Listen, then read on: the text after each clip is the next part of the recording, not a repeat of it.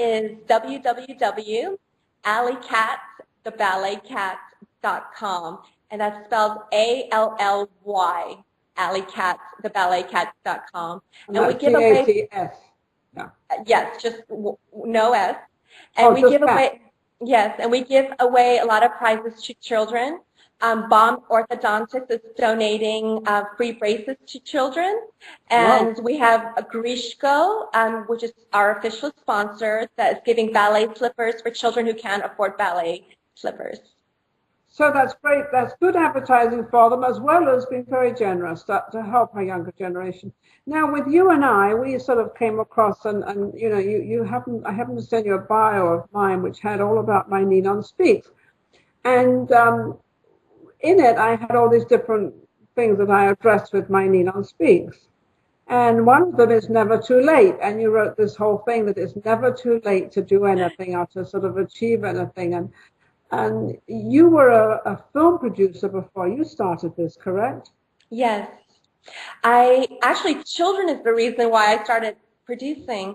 I heard about children who were born with HIV/AIDS, and I just wanted to shed light on their lives because they're so courageous, and people forget that children also live with HIV/AIDS.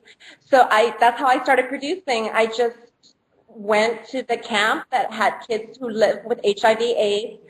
I gave them a voice, and the Discovery Channel acquired the documentary, and it's been showed worldwide.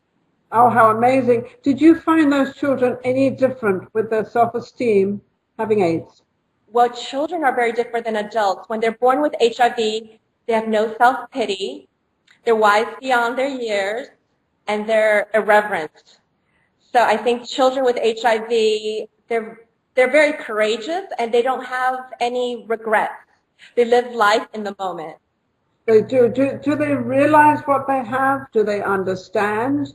But they don't let it take over.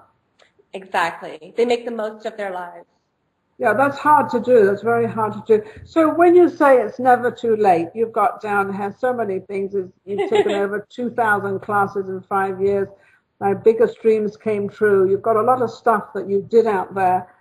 How did you pursue it, and how did you make it all work? I think I just followed my heart, and I just said, what do I love to do? What do I want to dedicate my life to and for? And I thought, you know, ballet has brought me so much joy and healing that I want to give that to children and give them that opportunity. So for me, I think also a lot of love. There were a lot of friends, wonderful teachers. You know, when we did this video, so many people donated resources. Maggie Berry created these beautiful costumes. You know, so many people want to do something special for the world. Do you think we reach out enough? Do you think we're a little bit afraid to reach out, to really realize there are so many people out there that would really like to help but don't know how unless we reach out to them? Yes, I think that, you know, it's so important to join forces with other people that have the same passion. Mm-hmm. And a lot of people are just not aware of what's going on, and they want to be a part of something special. And like I think a wise woman named Ninon once told me, it's not children, it's our children. The children in the world belong to all of us.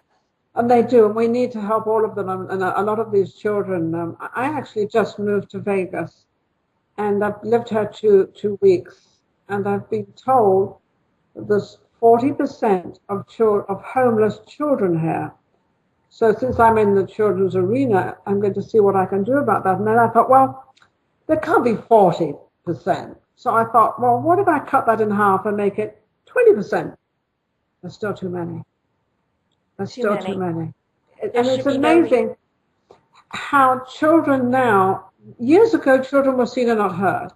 And then adults decided that this wasn't how it should be. So we started involving them and giving them everything we didn't have.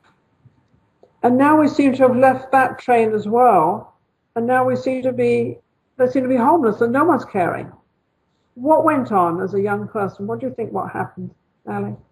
I think people started to just be numb to all the problems of the world.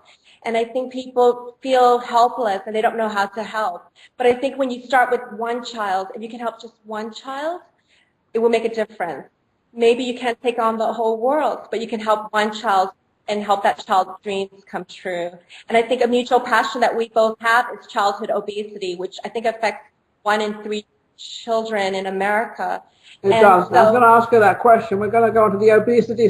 I call it the obesity, the silent killer, which it is the silent killer. And it's ruining, and then our children they become diabetics, and the whole bit, and everything becomes disastrous, which we haven't seen yet. But how can somebody, a young person that's overweight and doesn't think that they can do ballet because they all think you have to have a certain figure or whatever, how do they get involved? How could you help them to get involved, Ali? well, I think the reason most children are overweight is because they're probably depressed or they feel they're eating to kind of, numb some of the emotions they're feeling. And I think if I can encourage them to dance, whether it's ballet or jazz or hip hop, it will give them a good outlet for them to express their emotions. But if they're heavy, by dancing ballet, you actually increase muscle tone. And I never think about losing weight. I just think about dancing. And exercise is boring, but So dancing is your fun. message to them would be: don't think about your weight. Think about the dancing and thinking about something that's a step or something you've done to excite you. Exactly. And I have never seen anyone dance and be unhappy. And I think when you're a happy person, you're a healthy person. But I also noticed you said it was the children. You don't think it's to do with the adults? The children are overweight with the school meals and the lack of exercise at school and at home. And I think it's a combination of both, but I think it's a lack of it's inactivity. And I think kids, if they were to engage in an activity that they were having fun, like dance, then they would start seeing progress. They would see how strong their bodies become, and it would give them encouragement to adopt good nutritional habits. So it's a choice, but parents need to also support them and give them guidance.